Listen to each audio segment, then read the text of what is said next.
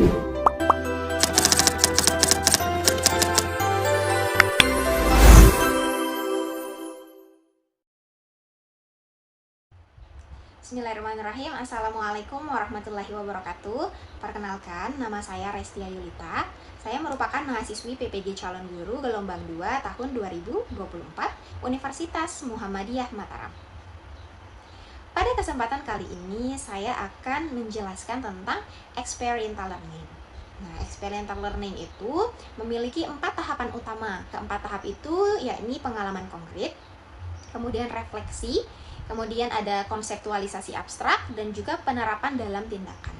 Nah, jadi sebelum masuk ke sana, saya akan menjelaskan sedikit tentang apa itu experiential learning.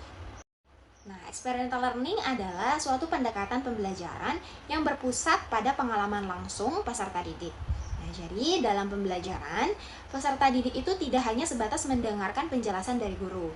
Nah, namun mereka mengalami pengalaman langsung seperti mengalami, kemudian memikirkan kembali, kemudian memahami, dan juga mempraktikkan pengetahuan yang mereka miliki melalui kegiatan langsung atau kegiatan nyata di dalam kelas. Nah, pendekatan ini terdiri dari 4 tahap yang sudah saya sebutkan sebelumnya. Yang pertama ada pengalaman konkret atau pengalaman nyata, kemudian yang kedua ada refleksi, yang ketiga ada konseptualisasi abstrak, dan yang terakhir ada penerapan dalam tindakan.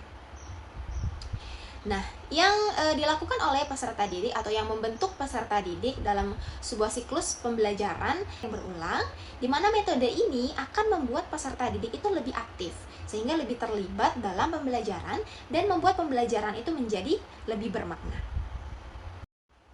Nah, sekarang setelah kita mengetahui apa itu experiential learning, saya akan coba mengaitkan experiential learning yang memiliki 4 tahap tadi dalam suatu mata pelajaran matematika materi membandingkan ciri-ciri bangun datar.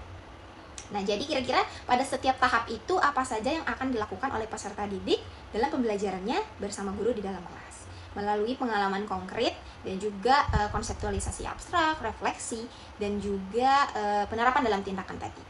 Oke, kita langsung saja. Pada pengalaman konkret atau tahap pertama, proses belajar dimulai dari pengalaman konkret, yaitu ketika peserta didik itu mengamati dan juga memanipulasi benda-benda di sekitar yang berbentuk bangun datar. Nah, jadi guru bisa mengajak peserta didik itu untuk membandingkan ciri-ciri dari setiap bangun datar yang ada di sekitar, atau lebih dekatnya ya di lingkungan kelas saja, di dalam kelas. Nah, jadi seperti bentuk persegi, kemudian persegi panjang, kemudian segitiga, jajar genjang, trapesium, dan lain sebagainya. Nah, dengan cara bagaimana? Dengan cara melihat langsung benda-benda di sekitar. Nah, seperti misalnya yang biasa mereka lihat di depan yaitu papan tulis, kemudian buku, atau bisa lantai, atau penggaris. Nah, jadi dalam tahap ini, peserta didik itu bisa mencatat berapa saja jumlah sisinya, kemudian panjang sisi, besar sudut, kemudian kesamaan atau perbedaan antar bangun datar tersebut.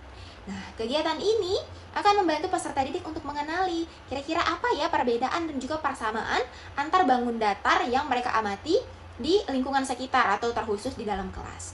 Nah, jadi itu dapat dilakukan dengan pengamatan langsung, bukan hanya sekedar hafalan, seperti itu. Nah, selanjutnya pada tahap kedua yaitu refleksi. Nah, pada tahap ini peserta didik diajak untuk merenungkan hasil pengamatan yang diperoleh sebelumnya. Jadi, mereka dapat berdiskusi untuk menyampaikan apa yang sudah ditemukan, kemudian bagaimana yang masih membingungkan, dan bagaimana mereka itu dapat membedakan membedakan ciri-ciri dari setiap bangun datar yang satu dengan bangun datar yang lain. Nah, sehingga pada tahap diskusi ini akan membantu peserta didik itu untuk memahami dengan cara apa? Ya, dengan cara lebih mengetahui lagi apa saja ciri-ciri yang khas dari setiap bangun datar atau masing-masing bangun datar yang sudah diamati. Nah, seperti jumlah sisi, mungkin ada jumlah sisi yang sama, atau panjang sisinya yang sama, atau mungkin sudut dari siku-sikunya yang sama, atau mungkin ada sisi yang sejajar atau tidak, seperti itu. Jadi, merefleksikan lagi dari hasil yang didapatkan, apa yang menjadi kesulitan, dan kemudian apa yang menjadi persamaan dan juga perbedaan sesuai dengan tujuan pembelajaran pada materi ini. Selanjutnya yaitu tahap konseptualisasi abstrak, di mana peserta didik itu mulai menyusun pemahaman tentang definisi dan sifat dari bangun datar berdasarkan pengamatan sebelumnya. Ya, bagaimana dengan bantuan atau bimbingan guru, mereka dapat membuat kesimpulan bahwa misalnya bahwa persegi itu memiliki 4 sisi sama panjang dan 4 sudut siku-siku. Nah, jadi dari pengamatan bisa dibuat menjadi sebuah kesimpulan. Nah, kemudian sedangkan persegi panjang itu memiliki 2 pasang sisi yang sama panjang dan 2 sisi lainnya itu sejajar. Nah, jadi tahap ini penting karena siswa akan menyusun konsep berdasarkan pola yang sudah mereka temukan pada pengamatan langsung.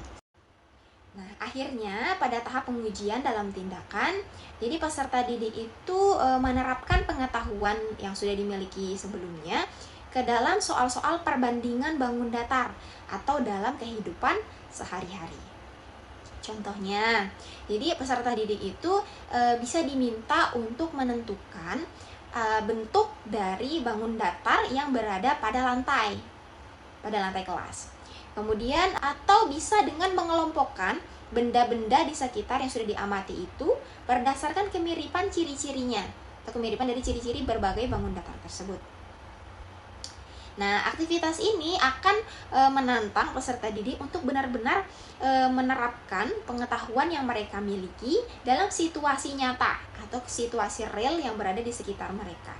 Nah, hal ini akan memperkuat pemahaman peserta didik secara lebih menyeluruh. Jadi berdasarkan keempat tahap yang sudah dilakukan ini, tujuannya adalah dengan memberikan pembelajaran yang lebih bermakna dan pemahaman yang lebih menyeluruh. Mungkin itu saja yang bisa saya sampaikan untuk experiential learning pada kesempatan kali ini. Lebih kurangnya saya mohon maaf. Wassalamualaikum warahmatullahi wabarakatuh.